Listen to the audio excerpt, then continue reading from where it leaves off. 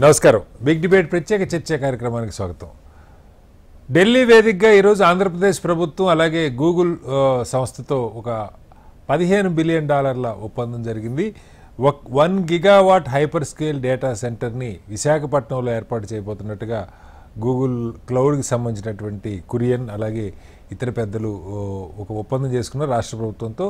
రాబోయే 10 ఏళ్లలో $15 బిలియన్ అంటే సుమారుగా 1,30,000 కోట్ల రూపాయల పెట్టుబడులు పెట్టబోతున్నట్టుగా, అలాగే దాదాపు 2 లక్షల ఉద్యోగాల కల్పన కూడా విశాఖపట్నంలో జరుగుతుందని చెప్తూ ఉన్నారు.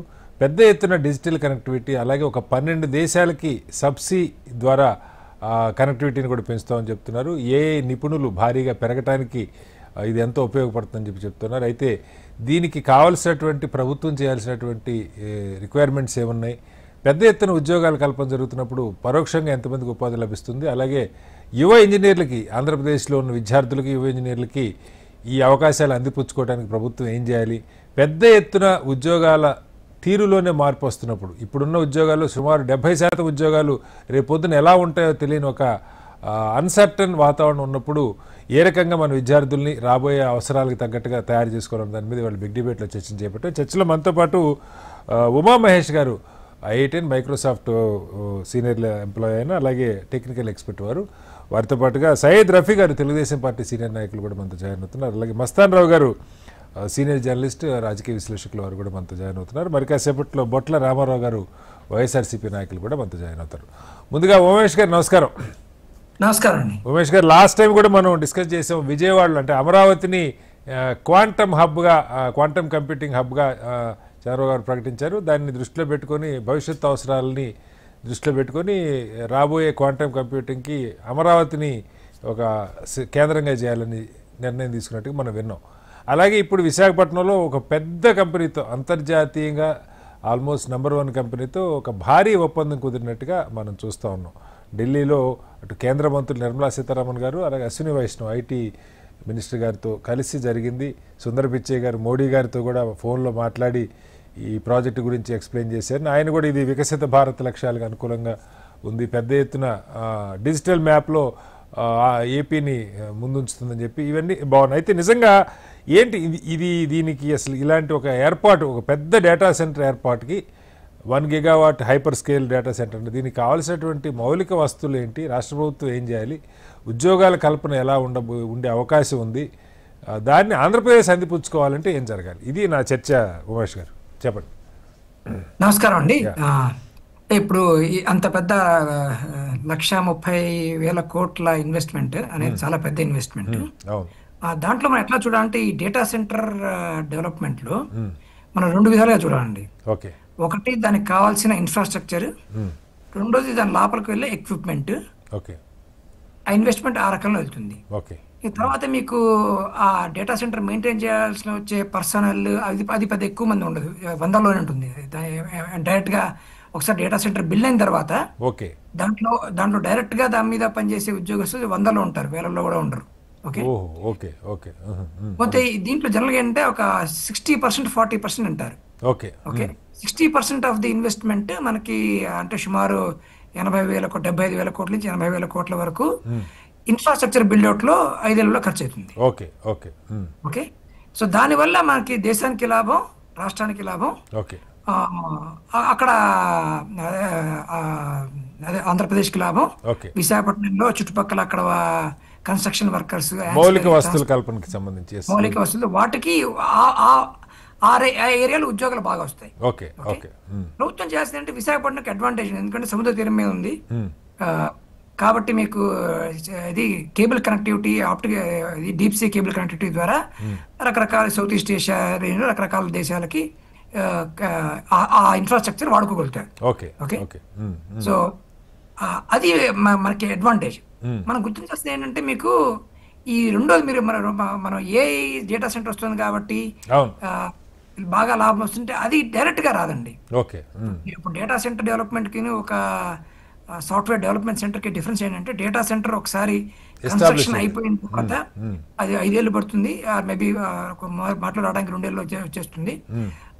మొత్తం కన్స్ట్రక్షన్ అంతా అయిపోయిన తర్వాత ఇంకా డైరెక్ట్ గా అక్కడ ఎక్కువ జస్ట్ మెయింటెనెన్స్ కోసం తప్పితే పెద్ద ఎక్కువ పనులు ఉండవు, పెద్ద ఎక్కువ ఉద్యోగాలు డైరెక్ట్ గా రావు. ఓకే ఓకే ఓకే, అది మనం గుర్తించాల్సిన అవసరం ఉంది. ఇప్పుడు రకరకాల 2 లక్షల ఎంప్లాయీస్, 1,88,000 పత్రికల్లో వచ్చిన కథనాలు బట్టి నేను చెప్తున్నాను అంతే. అదే అందుకని మేము మీ అభిప్రాయం తీసుకోవడం కోసం పెట్టింది. అంత అంత ఎంప్లాయ్మెంట్ అనేది జనరేట్ అవ్వటం డైరెక్ట్ గా కాదు. ఓకే ఓకే, అది ఇండైరెక్ట్ గా కూడా కాదు. ఇప్పుడు సపోజ్ అదే కనుక మీకు డేటా సాఫ్ట్వేర్ డెవలప్మెంట్ సెంటర్ ఉంది అనుకోండి, ఇప్పుడు హైదరాబాద్ లో లాగా, అక్కడ మీకు కంటిన్యూస్ గా ఎంప్లాయీస్ అంటే వేలలో ఎంప్లాయీస్ ఉంటారు కాబట్టి అంతే కదా, ఆ వేల ఎంప్లాయీస్ కి లక్షలకు శాలరీలు వస్తాయి కాబట్టి ఎక్కువ ఎక్స్పెన్సెస్, దాన్ని యాన్సిలరీ జాబ్స్, స్నోబాల్ ఎఫెక్ట్ ఉంటుంది. డేటా సెంటర్ లో స్నోబాల్ ఎఫెక్ట్ ఎక్కువ ఉండదు. అది ఒకసారి మనం గమనించాల్సింది. మంచిది మా ఇది ఇటువంటి పెద్ద. కానీ ఇప్పుడు విశాఖపట్నం లాంటి నగరానికి గూగుల్ ఒకసారి ఇంత పెద్ద ఎస్టాబ్లిష్మెంట్ పెట్టినప్పుడు, సపోజ్ విశాఖలో ఐటీ కంపెనీలు, సపోజ్ సాఫ్ట్వేర్ కంపెనీలు కావచ్చు, లేదా ఏ కంపెనీలు కానీ, ఏ ప్రాజెక్ట్స్ చేసే కంపెనీలు కానీ వస్తే ఈ డేటా సెంటర్ వాళ్ళు ఉపయోగించుకోవడానికి ఏమన్నా సౌలభ్యం ఉంటుందా? ఎందుకంటే అక్కడి నుంచి డేటా కనెక్టివిటీ పెరుగుతుందని చెప్తున్నారు, దాన్ని ఎలా చూడాలి ఉమేష్ గారు? అంటే స్పెషల్ అడ్వాంటేజ్ ఉండదండి మీకు. ఎక్కడికి వెళ్ళినా కూడా 10 millisecond 25 మీరు దేశంలో ఎక్కడికి వెళ్ళినా కూడా రకరకాల టెక్నాలజీ వచ్చి, మీరు ఎక్కడున్నా కూడా మీకు నెట్ఫ్లిక్స్ లోను, అమెజాన్ లో మీకు స్ట్రీమింగ్ వీడియో వస్తుంది 4K. అది మీరు ఇండియాలో ఆల్మోస్ట్ ఎక్కడున్నా వచ్చేస్తుంది. సో మీకు విశాఖపట్నంలో డేటా సెంటర్ అంత మాత్రాన విశాఖపట్నంలో ఎక్కువ ఐటీ జాబ్స్ వస్తాయి, ఎక్కువ కంపెనీలు వస్తాయి అనేది లేదు. పోతే ఇన్ఫ్రాస్ట్రక్చర్ కి మీకు కేబుల్ కంపెనీస్ కానీ, లేకపోతే ఈ ఇన్ఫ్రాస్ట్రక్చర్ డెవలప్మెంట్ కి చాలా ఉపయోగపడుతుంది. ఇప్పుడు నేను విన్నది ఏంటంటే అదానీ పవర్ తో ఏదో ఒప్పందం ఉందని చెప్పి, సో ఆ కేబులింగ్, ఆ వైరింగ్ కానీ, కన్స్ట్రక్షన్ కానీ, పక్కనే మనకి స్టీల్ ప్లాంట్ ఉంది కాబట్టి దానికి కావాల్సిన స్టీల్, అటువంటివి అడ్వాంటేజ్ ఉంది. కానీ డైరెక్ట్ గా మీకు ఐటీ రిలేటెడ్ జాబ్స్ దీనివల్ల విశాఖపట్నంకి అడ్వాంటేజ్ వస్తున్నది డైరెక్ట్ గా కాదు. పోతే ఒకటి ఏమైందంటే మీకు ఒకసారి ఎకో సిస్టమ్ స్టార్ట్ అయితే, మీకు 98 లో ఇక్కడ హైదరాబాద్ లో బాగా పెరిగిపోయింది. సో అటువంటి అడ్వాంటేజ్ ఉంది. ఆ మొమెంటం కనుక ప్రభుత్వం మంచి పాలసీ ఆల్రెడీ ఉన్నాయి, సో దాన్ని కంటిన్యూ చేస్తే మొమెంటం బిల్డ్ చేయొచ్చు. కానీ దీనివల్ల మొత్తం ఐటీ ఇండస్ట్రీ రివల్యూషన్ కానీ అటువంటిది ఈ ఒక్కదాని వల్ల అయితే అయ్యే అవకాశం తక్కువ అంటారు. ఒక్కదాని వల్ల అయితే స్పెషల్ గా ఏం జరగదు. రఫీ గారు, ఎక్స్పర్టైజ్ వస్తుంది కాబట్టి అక్కడ ఇది పనిచేసే వాళ్ళకి ఎక్స్పర్టైజ్ వస్తుంది. అది కొంచెం మనుషుల మూవ్మెంట్ ఉంటుంది. చిన్న చిన్న ఇది స్మాల్ అండ్ మీడియం బిజినెసెస్ కొత్త పరిశ్రమలు పెట్టడానికి అడ్వాంటేజ్ ఉంటుంది. మీరంటున్న దాదాపు ఒక 5 ఏళ్ల పాటు దీని ఎస్టాబ్లిష్మెంట్ కి, ఇన్ఫ్రాస్ట్రక్చర్ కి దాదాపు 5 ఏళ్ళు, వాళ్ళు కూడా అదే చెప్తున్నట్టున్నారు సార్. దాదాపు 5 ఏళ్లలో సంవత్సరంకి దాదాపు 9,500-10,000 కోట్ల ఉత్పాదకత ఉంటుందని చెప్తున్నారు. అలాగే రాష్ట్రానికి పెమ్మసాని గారు అయితే కేంద్ర సహాయ మంత్రి, ఆయన చెప్పటం ఇది పూర్తయిన తర్వాత సంవత్సరానికి దాదాపు ఒక 10,000 కోట్ల దాకా రాష్ట్ర ప్రభుత్వానికి ఆదాయం ఉంటుంది అన్నారు. అప్పుడు ఆ రకంగా మనం చూడొచ్చా? అలా అంటే మీకు వ్యాట్ జిఎస్టీలో స్టేట్ జిఎస్టీ, సెంట్రల్ జిఎస్టీ ఉంటాయి కదా, సో మీకు అటువంటి అడ్వాంటేజ్ స్టేట్ గ్యారంటీ ఉంటుంది. ఎస్జిఎస్టీ దాదాపు 10,000 కోట్ల పైగా పెరుగుతుంది స్టేట్ జీడిపి అని చెప్తా ఉన్నారు. ఆ జీడిపి ఐ థింక్ 0.1% ఎంతో అంటున్నారు ఓవరాల్ నేషనల్ జీడిపి. స్టేట్ కి మేబీ ఇంకొంచెం ఎక్కువ ఉంటుందేమో. సో ఆ పరంగా ఎకనామికల్ గా ఇది బాగుంటుంది. డైరెక్ట్ దీన్ని ఒక పెద్ద కన్స్ట్రక్షన్ గా చూడాలి, అంతేగాని దీనివల్ల డైరెక్ట్ గా వేలాది లక్షలాది IT jobs, permanent employees, regular employment ఉండకపోవచ్చు, కానీ ఒక పెద్ద కన్స్ట్రక్షన్, పెద్ద ఎస్టాబ్లిష్మెంట్ కింద ఉండబోతుంది అన్నది వాస్తవం. రైట్ ఉమేష్ గారు, మళ్ళీ వస్తాను. ఒకసారి ఉమేష్ గారు, నిజంగా ఇప్పుడు ఆంధ్రప్రదేశ్ ఏ మాటకి ఆ మాట మనం చెప్పుకోవాలి. ఆ మాటకు వస్తే తెలంగాణ అయినా ఆంధ్రప్రదేశ్ అయినా పేరుకి పుట్టగొడుగుల్లాగా ఇంజనీరింగ్ కాలేజీలు వచ్చిన మాట వాస్తవం.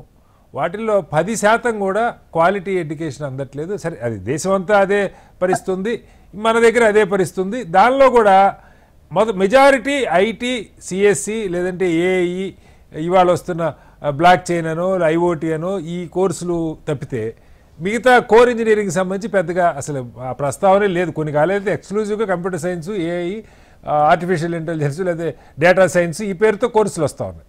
మనం వింటున్నది ఉమేష్ గారు, రాబోయే 10 ఏళ్లలో అసలు ఏది ఎలా మారుతుందో తెలియదు.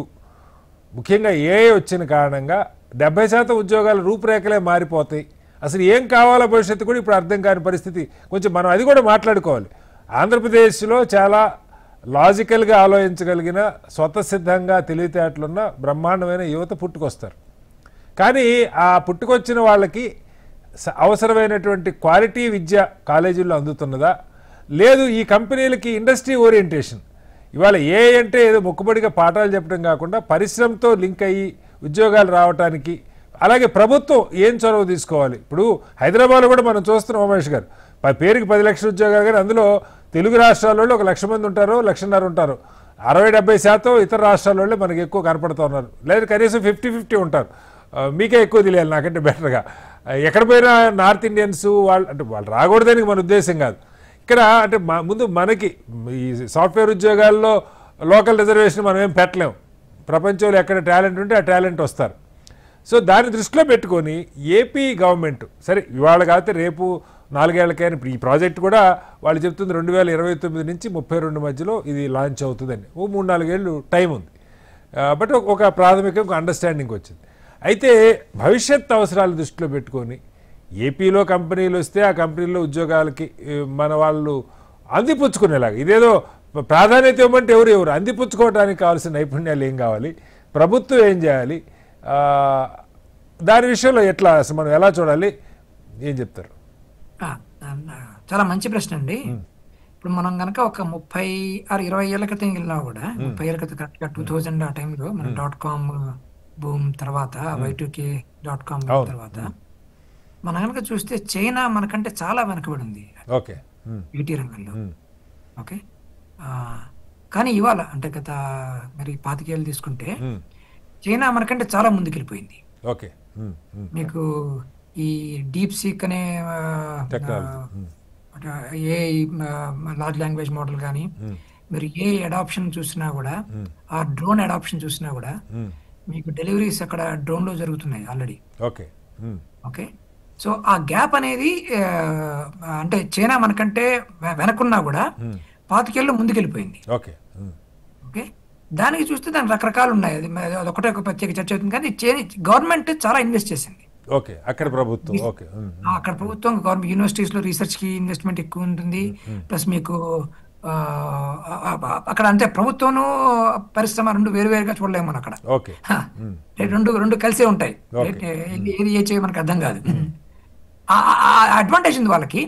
ప్లస్ అడ్వాంటేజ్ ప్లస్ వాళ్ళ పాలసీస్ కానీ, వాళ్ళ ఎడ్యుకేషన్ యూనివర్సిటీస్ లో చేసే రీసెర్చ్ కానీ, ఫండింగ్ కానీ, వీటన్నిటి వల్ల చాలా ముందుకు వెళ్ళిపోయింది. ఆల్మోస్ట్ యుఎస్ కి కొంచెం వెనక అటు ఇటుగా వెళ్ళిపోయింది. ఓకే, అటువంటిది మన దేశంలో జరగాలి యాక్చువల్లీ. ఇప్పుడు మనం కింద మాడుకున్నాం ఈ క్వాంటమ్ వ్యాలీ అనేది.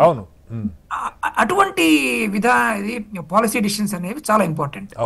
ఓకే, సో ఈ ప్రభుత్వం కనుక రీసెర్చ్ మీద ఎక్కువ స్పెండింగ్, ఆల్రెడీ ఇది కొంచెం లేట్గా అయినా మన కేంద్ర ప్రభుత్వం జాతీయ స్థాయిలో మొదలైంది, కాస్త గట్టిగా జాతీయ స్థాయిలో మొదలైంది. దానివల్ల అంటే ఫండింగ్ స్టార్ట్ అయింది. ఓకే, అదే చూడాలి. బేసిక్ సైన్సెస్ కూడా ఇంకా పెరగాలి. ఇప్పుడు మీకు వాళ్ళ అడ్వాంటేజ్ ఏమొస్తుందంటే, మీకు ఆర్టిఫిషియల్ ఇంటెలిజెన్స్ నార్మల్ అయిపోతుంది ఒక 2-3 ఏళ్ళ తర్వాత. అంటే మీకు ప్రతి పరిశ్రమలో కూడా ఆర్టిఫిషియల్ ఇంటెలిజెన్స్ వాడి మీరు కొత్త కనిపెట్టడం కానీ, పరిశోధనలు కానీ ఈజీగా చేసి అన్నప్పుడు మనకి బేసిక్ సైన్సెస్ లో మన గవర్నమెంట్ కొంచెం అన్ని గవర్నమెంట్స్ నెగ్లెక్ట్, అంటే ఒక గవర్నమెంట్ అని చెప్పడానికి వెళ్ళలేదు, అది కొంచెం నెగ్లెక్ట్ అయినాయి మనకి over the years.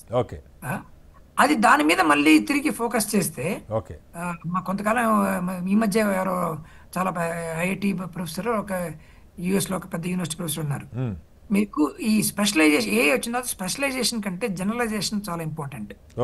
General experts అంటే ఫిజిక్స్ కానీ, కెమిస్ట్రీ కానీ, మ్యాథమెటిక్స్ కానీ, అట్లానే బయోటెక్నాలజీ కానీ, ఆ టెక్నాలజీస్ లో బేసిక్ సైన్సెస్ లో రీసెర్చ్ బాగా ఎక్కువ ఇన్వెస్ట్మెంట్ కనుక జరిగితే, అప్పుడు ఈ ఏఐ వాడుకొని మనం కొత్తవి కనిపెట్టే అవకాశం, ఆ వాడుకునే పరిస్థితిలో మనం ఉంటాం.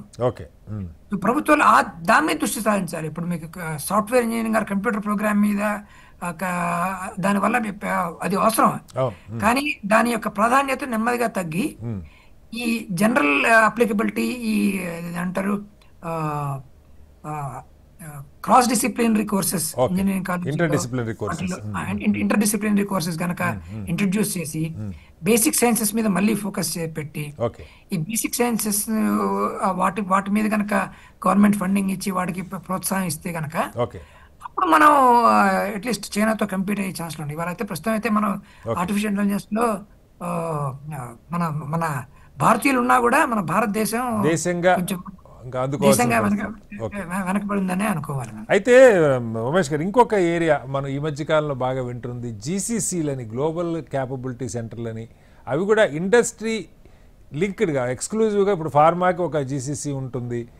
ఇలా వింటున్నాం, పెద్ద ఎత్తున ఉపాధి వస్తుంది, దానిలో కూడా పెట్టుబడులు వస్తాయని. జీసీసీల విషయంలో మనం ఎక్కడున్నాం? జీసీ విషయంలో ఇప్పుడు మనకి కొన్ని కొన్ని మంచి ఇది ఇప్పుడు ట్రంప్ గారు చేసే డిసిషన్స్ వల్ల జీసీసీకి అడ్వాంటేజ్ ఉంటుంది. ఓకే. ఎందుకంటే ఆయన H1B వీసాని కష్టం చేశారు. అప్పుడు ఏం చేస్తాయి కంపెనీలు సాధారణంగా మన జీసీసీలు వాళ్ళు మనుషుల్ని అక్కడ తెచ్చుకోలేరు కాబట్టి పని ఇక్కడికి పంపిస్తారు. ఇక్కడ పంపిస్తారు. ఆ జీసీసీలో ఇది మన ఇది హైదరాబాద్ చాలా జీసీసీలు ఉన్నాయి ఇక్కడ. ఓకే. సో అది అడ్వాంటేజ్. ఇప్పుడు ఇటువంటి పొలిటికల్ డిసిషన్స్ వల్ల మనకి ఏ అయితే అడ్వాంటేజ్ ఉంటుందో ఆ అడ్వాంటేజ్ మనం వాడుకుంటే మరి ఇది దాన్ని చెడగొట్టుకోకుండా జాగ్రత్తగా కాపాడుకొని చేస్తుంటే మంచిది. జీసీసీలో జాబ్ ఆపర్చునిటీస్ ఎక్కువ ఉండే అవకాశం ఉందా? మీరు ఇందాక చెప్పారు డేటా సెంటర్స్లో ఉద్యోగాలు కంటే ముందు ఒక ఇన్ఫ్రాస్ట్రక్చర్ వరకు ఉంటే సరే, తర్వాత నిర్వహణకు సంబంధించి పెట్టుబడులు వస్తే రాష్ట్ర ప్రభుత్వానికి ఆదాయం వస్తుంది. జీసీసీలను ఎలా అర్థం చేసుకోవాలి? ఉపాధికి ఎక్కువ అవకాశాలు ఉంటాయి అనుకోవచ్చా? ఉపాధి అంటే రెండు రకాల ఉపాధి అండి. జస్ట్ క్లారిఫికేషన్ కోసం, మీకు ఐటీ ఉపాధులు అంటే మాత్రం జీసీసీ వల్ల ఎక్కువ వస్తాయి డేటా సెంటర్ కంటే. ఓకే. కానీ మీకు కన్స్ట్రక్షన్ వర్కర్స్ కానీ లేకపోతే ఈ ఇన్ఫ్రాస్ట్రక్చర్ కానీ, ట్రాన్స్పోర్ట్ కానీ, ఆర్ ఈ హోటల్, ఎందుకంటే ట్రావెల్ ఎక్కువ ఉన్నప్పుడు మన అకామిడేషన్ అన్ని కావాలి, అటువంటి ఇన్ఫ్రాస్ట్రక్చర్ పెరుగుతుంది, ఖచ్చితంగా పెరుగుతుంది. కానీ ఐటీ ఎంప్లాయ్మెంట్ మాత్రం మిగతా జీసీసీలు వీటి వల్ల ఎక్కువ వస్తాయి. డేటా సెంటర్ ఎప్పుడైతే పార్ట్ ఆఫ్ ఎకో సిస్టమ్ మంచిది. అంటే క్వాంటమ్ వ్యాలీ లాంటి డిసిషన్స్ మాత్రం అవి కొత్త ఎకో సిస్టమ్ క్రియేట్ చేస్తాయి కాబట్టి మనుషులందరూ, రీసెర్చర్లు అందరూ అక్కడ చేరుతారు. సో అటువంటివి చాలా డైరెక్ట్ అంటే హైటెక్ ఎంప్లాయ్మెంట్ దానివల్ల వస్తుంది. మీకు ఈ brick and motor employment data centre builders వల్ల వస్తుంది.